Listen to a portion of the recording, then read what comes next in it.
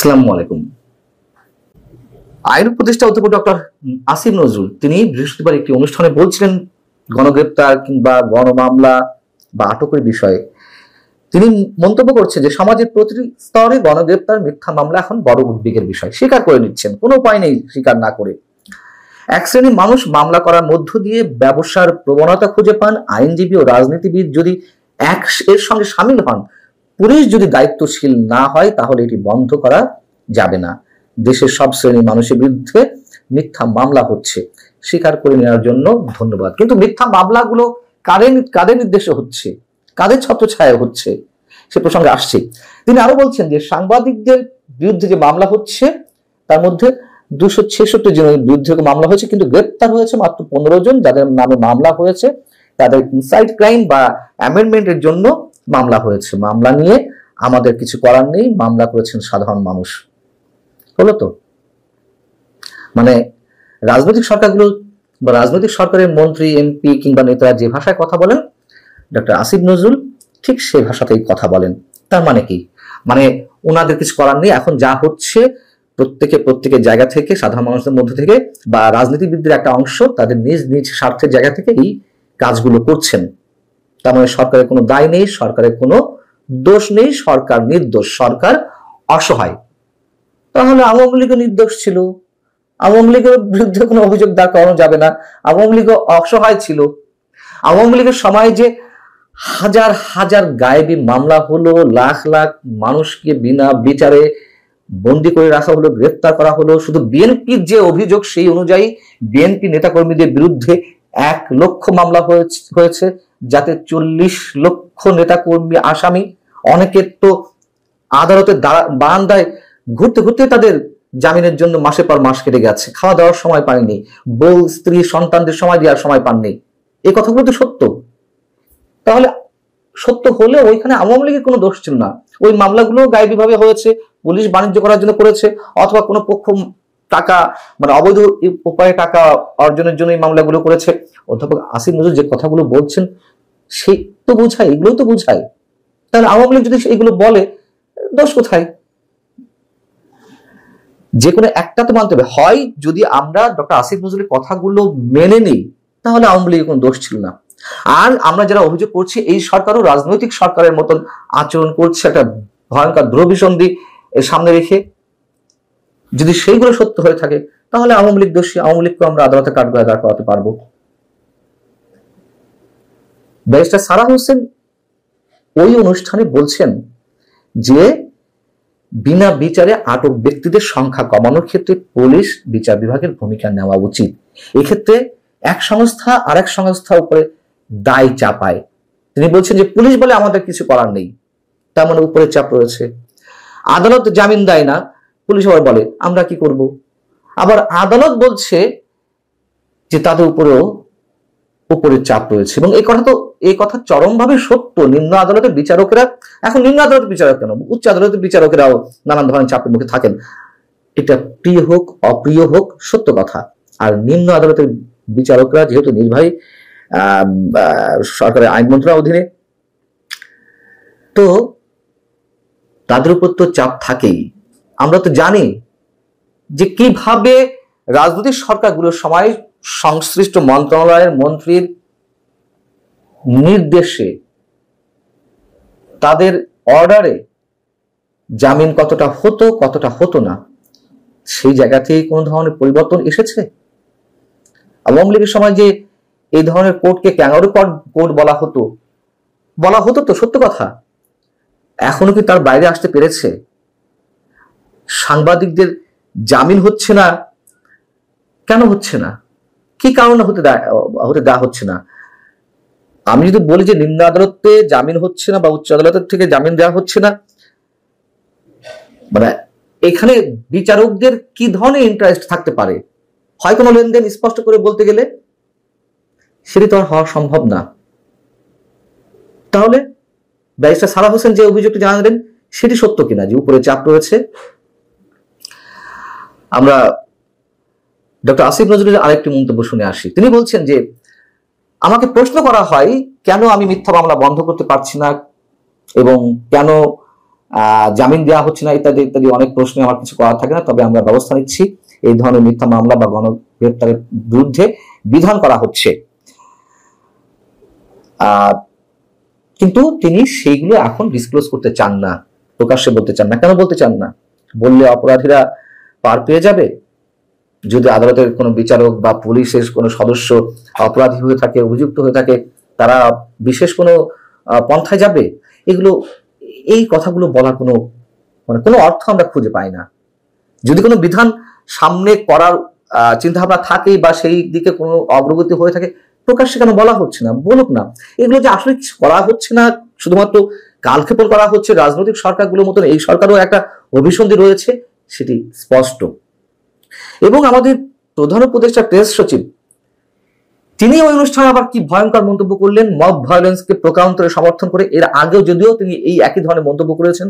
Mob violence সম্পর্কে তিনি বলছেন যে যেটিকে মব বলা হচ্ছে, আমি এটাকে মব বলছি না, বলছি প্রেসার গ্রুপ।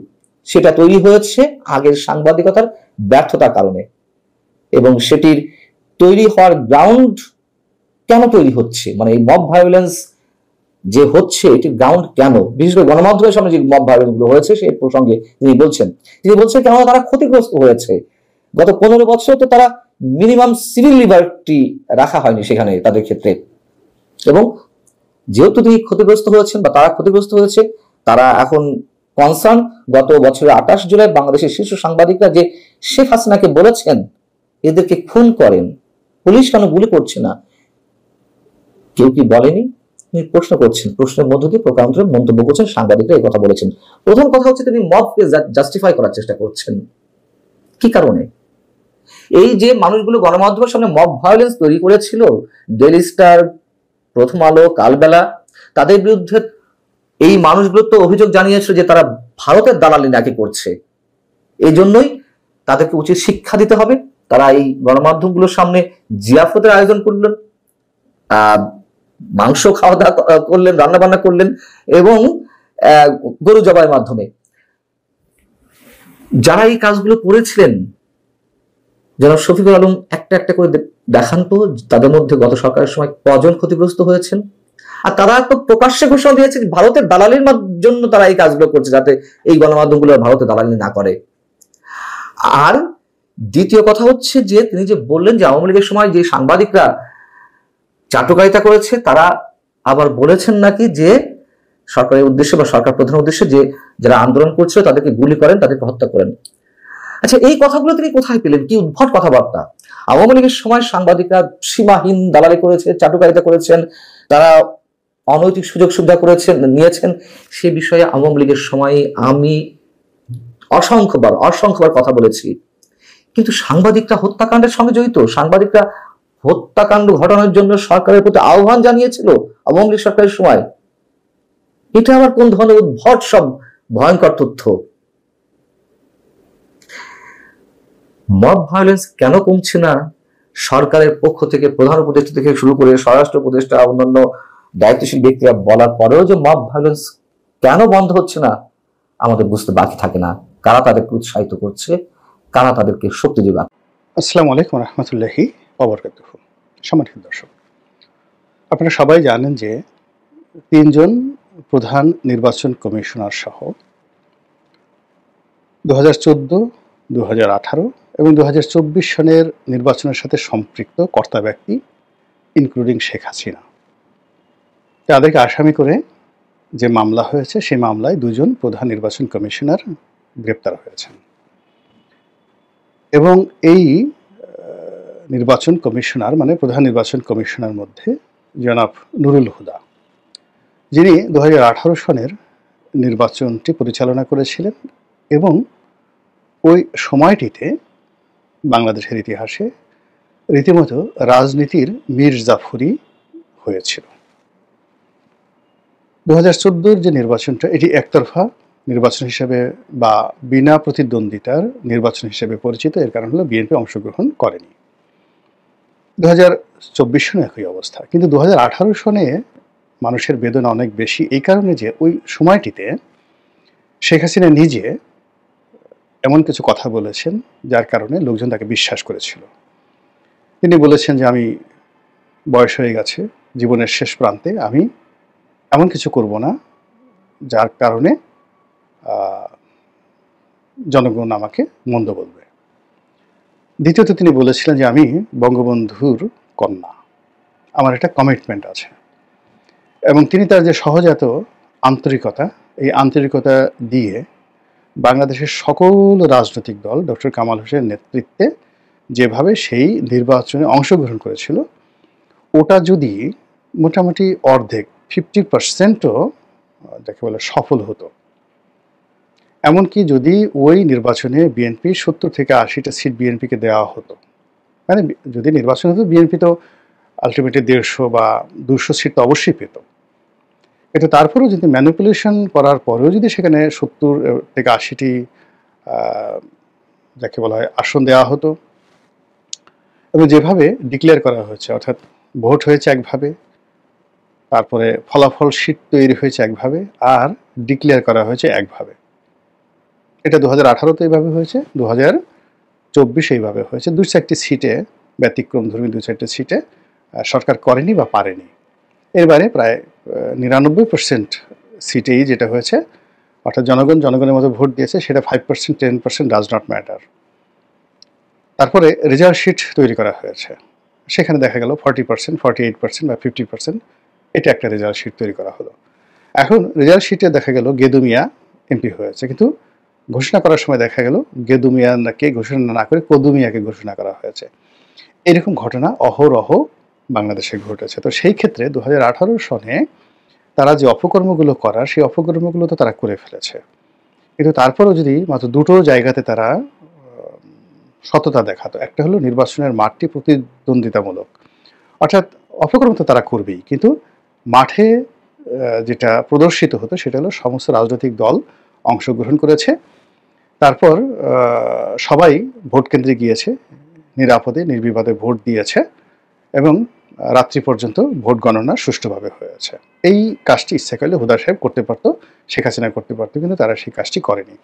বরং ওই সময়টিতে সারা বাংলাদেশের একেবারে 300টি আসনে যেভাবে বিরোধী দলীয় মানে প্রার্থীদেরকে হেনস্থা করা হয়েছে, তাদের জীবন তছনছ করে দেওয়া হয়েছে, তাদের বাড়িঘর মামলা মোকদ্দমা ভাঙচুর করে যেভাবে তাদেরকে লাঞ্ছিত অপমানিত করা হয়েছে, আমি সেই নির্বাচন পর এসে বলেছিলাম যে কিয়ামত পর্যন্ত এর দায় আওয়ামী লীগকে ভোগ করতে হবে, প্রত্যেকটা লোককে। যে হাহাকার, মানুষ যেভাবে কেঁদেছে, অসহায় মানুষগুলো। আমার বাসায় ধরুন একজন মুরব্বী দেখা করতে আসছেন, তো বের হয়ে গেল ছাত্রলীগের পোলাপান, বাসার সামনে সে মুরব্বীকে থামিয়ে তার মোবাইলটা নিয়ে গেল, তারপর শেষে তার মানিব্যাগটা নিয়ে গেল এবং গালের উপরে আচ্ছা মতো চট থাপ্পড় দিয়ে তাকে সেখান থেকে তাড়িয়ে দেওয়া হলো। এবং সেই মুরব্বী তার ছেলেকে নিয়ে এসেছিল, নাতিকে নিয়ে আসছিল, সবার সামনে এই ঘটনা ঘটে। এরকম একটা ঘটনা নয়, আমার নির্বাচন এলাকাতে এরকম শত শত ঘটনা প্রতিদিন ঘটেছে। যেমন দেখা গেল যে 10 মিনা থেকে 20-25 জন লোক আসছে, তো গলাচিপা এবং 10 মিনা এটার একেবারে সীমান্তে আমার বাড়ি, উলানিয়া বন্দরের বাড়ি। তো সেই বিরাট একটা নদী আছে, বুড়িগঙ্গার মতো একটা নদী আছে, সেই নদীর উপরে একটা ব্রিজ আছে। তো ব্রিজের এপারে গলাচিপা আর ওপারে হলো 10 মিনা। তো 10 মিনা থেকে এরকম ধরেন প্রতিদিনই 20 জন 30 জন করে লোকজন দলে দলে আসতেন দেখা করার জন্য। আর ওখানে একজন সাব ইন্সপেক্টরের নেতৃত্বে 10 মিনা থানার 10-12 জন পুলিশ দাঁড়িয়ে থাকতেন। আর যে সমস্ত মানুষ এই আমার সাথে দেখা করে ওই ব্রিজ পাড়ি দিয়ে 10 মিনাতে ঢুকতেন, অমনি ওখানে দাঁড়িয়ে থাকা ছাত্রলীগ, যুবলীগের ক্যাডাররা, আওয়ামী লীগের দলীয় লোকজন যারা আছে, তারা নির্বিচারে প্রত্যেকটা লোকের মারত, মোবাইল টাকা পয়সা সব ছিনিয়ে নিত, আর পুলিশ দাঁড়িয়ে দাঁড়িয়ে তামসা দেখতো আর প্রোটেকশন দিত। অর্থাৎ দেখা গেল যে কখনো যদি আক্রমণকারীদের চাইতে যাদের উপর আক্রমণ করা হয়েছে তাদের সংখ্যা বেশি, সেক্ষেত্রে পুলিশ দাঁড়িয়ে থেকে এই অপকর্মটা করাতো। ফলে এর বিচার চেয়েছে আমার এলাকার লক্ষ লক্ষ মানুষ, গড়াগড়ি করে মসজিদে কান্নাকাটি করে আল্লাহর কাছে প্রার্থনা করেছে। আমার যে এলাকাতে একটা মসজিদ আছে উলানিয়া বাজারে, খুব নাম করে একটা মসজিদ, সেখানে একজন মানে ইমাম ছিলেন, মুয়াজ্জিন ছিলেন, মুয়াজ্জিন বলা হতো, শামসুল হক নাম। সবাই সেখানে তাকে কট্টে হুজুর বা খাটো হুজুর বলতেন, ছোটখাটো। পৃথিবীতে এরকম জিন্দা অলি, এটা গলাচিপার লোকজন জানেন, আপনারা করতে পারবেন না। মানে যদি মানে অলি আল্লাহ থাকেন একজন মানুষ, ওইরকম একজন অলি আল্লাহ ছিলেন। একটা গ্রাম্য মসজিদের আজান দেন, সারা জীবন শুধু মসজিদের সেবা করে গেছেন। ওনার অপরাধ ছিল মানে আমাকে ভালোবাসতেন। এর কারণ হলো আমি তাকে হজে পাঠিয়েছিলাম, ওই কৃতজ্ঞতায় তিনি আমাকে ভালোবাসতেন। তো তিনি খুব ভয় পেতেন, বাসার ভিতরে ঢুকতে পারতেন না। তিনি ওই রাস্তায় দাঁড়িয়ে দাঁড়িয়ে আমার বাড়ির দিকে তাকিয়ে থাকেন আর কাঁদতেন, অঝরে কাঁদতেন। তো যেদিন আমার উপর আক্রমণ হলো সেদিন মসজিদে গড়াগড়ি করে সেই ভদ্রলোক কেঁদেছেন, এবং ওই ঘটনার পর তিনি অসুস্থ হয়ে গেছেন এবং তিনি মারা গেছেন। এখন এই যে শামসুল হক সাহেব, এরকম অসংখ্য ঘটনা যেগুলো বললে আবেগপ্রবণ হয়ে যায়। এ দায় আওয়ামী লীগকে মেটাতে হচ্ছে, এ দায় এই সিসিকে, নুরুল হুদাকে মেটাতে হচ্ছে। যাই হোক, যখন এই যে পট পরিবর্তন হলো, আমার কাছে মনে হলো যে সরকার কিন্তু প্রথমে এই 3 জন নির্বাচন কমিশনের বিরুদ্ধে বা ইলেকশন কমিশনের বিরুদ্ধে মামলা করতে চায়নি, কিন্তু আমার কাছে মনে হয়েছে যে এই মামলা হবে, বিভিন্ন কারণে হবে। প্রথমত, এটা একটা প্রকৃতির বিচার, এই মামলা হবে। আর দ্বিতীয়ত, সরকারের জনপ্রিয়তায় ধস নামবে। আর যখনই জনপ্রিয়তায় ধস নামবে, তখন এই মামলা করে জনগণের সমর্থন পাওয়ার চেষ্টা করবে। এবং ঠিক সেম ঘটনাটা ঘটল এই 3 জন সিইসিকে আসামি করে মামলা, এবং সেই মামলায় নুরুল হুদা সাহেব গ্রেপ্তার হলেন, এবং তার প্রতি যে আচরণ করা হলো, অর্থাৎ তাকে যেভাবে গালে জুতা মারা হলো, তার গলায় যেভাবে জুতার মালা পরানো হলো, এটাও মানে যাকে বলা হয় কিয়ামতের ময়দানে এই লোকটি যে লাঞ্ছিত অপমানিত হবেন, তার একটা নমুনা আল্লাহ এখানে ঘটিয়ে দিলেন। এবং তিনি যে মুনাফিকি করেছেন, ওই সময়টাতে তিনি যে দাম্ভিকতা দেখিয়েছেন, মুনাফিকি করেছেন, তিনি যে লোভ দেখিয়েছেন, নিজে মানে অর্থের প্রতি, পদবীর প্রতি, দলের প্রতি, আওয়ামী লীগের প্রতি যে যাকে বলা হয় পক্ষপাতিত্ব করেছেন, তার সঙ্গে সঙ্গে আবার তার ভাগ্নেকে আওয়ামী লীগের মনোনয়ন দিয়ে যেভাবে তিনি এমপি করেছেন, এখন তার এই সারা জীবনের যে অর্জন, গত 15 বছরে তিনি যা অর্জন করেছেন, বা তার একটা জন্ম থেকে এই পর্যন্ত যা অর্জন করেছেন, দেখেন তো 1 মিনিট যে সময় তার গালের উপর জুতা মারা হলো, এর সঙ্গে অন্য কোনো কিছুর তুলনা হয়? আল্লাহ কখনই সম্মানিত মানুষকে অসম্মানিত করেন না, কখনো করেন না, এবং করতে দেন না। আল্লাহ যাদেরকে ভালোবাসেন তাদের মর্যাদাটা এভাবে সমুন্নত রাখেন যে সারা পৃথিবীর কীটপতঙ্গ সবাই চেষ্টা করেও তাদের অসম্মান করতে পারে না। কিন্তু আল্লাহকে যখন যারা বেইজ্জতি করে ফেলে এবং আল্লাহর দেয়া নিয়ামতকে যখন যারা পুছিয়ে দেয়, তখন আল্লাহ তাদেরকে এভাবে লাঞ্ছিত করেন এবং অপমানিত করেন। এর ফলে কি হলো, ওই যে আমার একটা প্রেডিকশন ছিল যে এরকম মামলা হবে এবং এরা গ্রেপ্তার হবেন, এবং সেই ঘটনা ঘটেছে। আবার এখন আমার যেটা মনে হচ্ছে যে সামনে যে সময় আসছে, সেই সময়টিতে সরকারের সাথে অনেক রাজনৈতিক দলের বিরোধ হবে, বিপত্তি হবে, এবং সরকারের জনপ্রিয়তা এখন যা আছে আরও কমতে থাকবে। তো সেই ক্ষেত্রে সরকারের কিছু কর্মকাণ্ড লাগবে, যে কর্মকাণ্ডে সকল জনগণ যাকে বলা হয় সমর্থন যোগাবে। সরকারের এমন কিছু পদক্ষেপ নিতে হবে যে পদক্ষেপে রাজনৈতিক দলগুলো কিছু বলার থাকবে না ধন্যবাদ দেওয়া ছাড়া। আর এমন কিছু কাজ যে কাজে রাষ্ট্র উপকৃত হবে। তো সেই দিক থেকে যদি সরকার 2014 সালের নির্বাচন, 2018 নির্বাচন এবং 2024 নির্বাচন বাতিল করে দেয়, এটা ওয়ান্টের বিষয়, বাতিল করে দেয়, সারা বাংলাদেশে হই হই রই রই পড়ে যাবে। 2 নম্বর হলো যে যারা ওই সময়তে সংসদ সদস্য হয়েছেন, তারা যারা প্লট পেয়েছেন, গাড়ি পেয়েছেন, এই প্লট এবং গাড়ি, প্লট তো সরকার ইচ্ছা করে যে কোনো সময় বরাদ্দ বাতিল করে দিয়ে তার বাজেয়াপ্ত করে নিতে পারবে, এবং তাদের যে গাড়িগুলো, সেই গাড়িগুলো তারা জব্দ করতে পারবে। এবং একই সঙ্গে তারা যে কাজটি করতে পারবে সেটা হলো এই 3টি সংসদে যারা মহিলা সংসদ সদস্য সহ মানে এমপি ছিলেন, এই এমপিরা যে বেতন নিয়েছেন, ভাতা নিয়েছেন, বোনাস নিয়েছেন, সব কিছু নির্দেশ দেওয়া হবে যে রাষ্ট্রীয় কোষাগারে এতদিনের মধ্যে জমা দেন। যদি জমা দেওয়া না হয় তাহলে এই অর্থ জরিমানা সহ তাদের সহায় সম্পত্তি থেকে প্রয়োগ করা হবে। বিশ্বাস করেন, মানে সারা বাংলাদেশে আনন্দ মিছিল শুরু হয়ে যাবে। এবং আমার ভয় হচ্ছে যে আগামীতে জনপ্রিয়তার জন্য, জনসমর্থনের জন্য সরকার এই কাজটি করবে বা করতে পারে না, সরকার এই কাজটি করবে, এইরকম দিকেই পরিস্থিতি চলে গেছে। যেহেতু তারা মানে যেখানে বাবাকে মানে যে কোনো একটা অপরাধ, স্বামী স্ত্রী একটা অপরাধ করেছে, তো স্বামী স্ত্রী দুজনকেই ফাঁসিতে লটকানো হচ্ছে। তো সেখানে যে সন্তান পয়দা হলো, সেই সন্তানের যে ভবিষ্যৎ সেটা কী হতে পারে এটা খুব সহজেই বোঝা যায়। সে তো স্বীকৃতি পেতে পারে না।